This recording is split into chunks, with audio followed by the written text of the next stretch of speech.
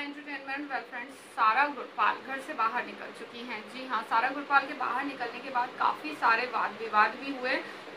कुछ लोग इस तरफ थे कि सही था, कुछ लोग उस तरफ थे कि गलत था। बहुत सारे लोगों ने बहुत कुछ कहा, ट्रोलिंग हुई, बहुत सारी चीज़ें हुई। सारा गुरपाल ने भी इस पर अपने सोशल मीडिया अकाउंट से जो है स्टोरी लगाई कि भाई मैंने जो है सिद्धार्थ शुक्ला को रिझाया नहीं, ये वो, तो उनकी ईगो हर्ट हो गई, शुक्ला जी की ईगो को हर्ट हुआ, ये वो इस तरह की स्टोरीज उन्होंने लगाई। तो भैया फर्स्ट बयान तो सिद्धार्थ शुक्ला के ऊपर, अब सेकंड उनकी शादी के ऊपर।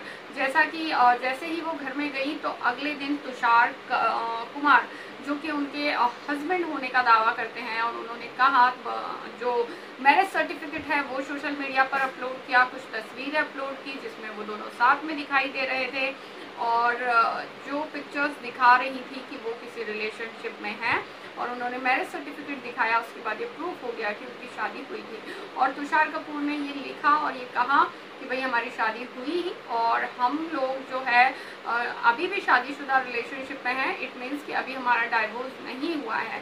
तो वो स्टेज पर जाकर ये कैसे कह सकती हैं कि आई एम सिंगल, ये तुषार कुमार ने कहा।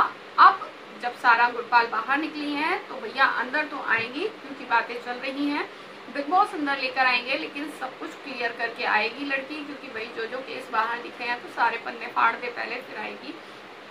तो सारा गुरपाल का इस पर भी आ गया है बयान। सारा गुरपाल ने क्या कुछ कहा है अपने सोशल मीडिया प्लेटफॉर्म से। सारा गुरपाल ने कहा, हाँ मेरी शादी हुई थी और मैं इस बात को डिनाई नहीं करती हूँ, और मेरी शादी लगभग 4 से 5 साल पहले ही खत्म हो चुकी है, और मैं उस शादी को नहीं मानती, मैं तोड़ चुकी हूँ शादी को।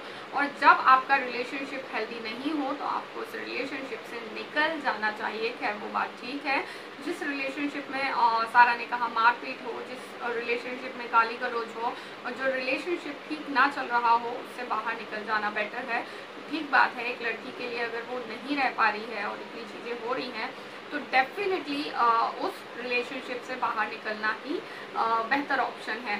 तो यहाँ पर सारा गुरपाल बिल्कुल ठीक है अपनी जगह पर। आगे उन्होंने कहा कि इस बंदे को पहले याद नहीं आई, लेकिन जब मैं बिग बॉस में आई तब इसे रिलेशनशिप याद आया, शादी याद आई, सर्टिफिकेट, सब कुछ याद आया, सिर्फ इसीलिए क्योंकि टीआरपी मिलेगी। टीआरपी मिलेगी तो बिग बॉस में जा सकते हैं, क्योंकि मैं जा रही हूँ, पीछे पीछे आएंगे तो बवाल होगा, मजे होंगे।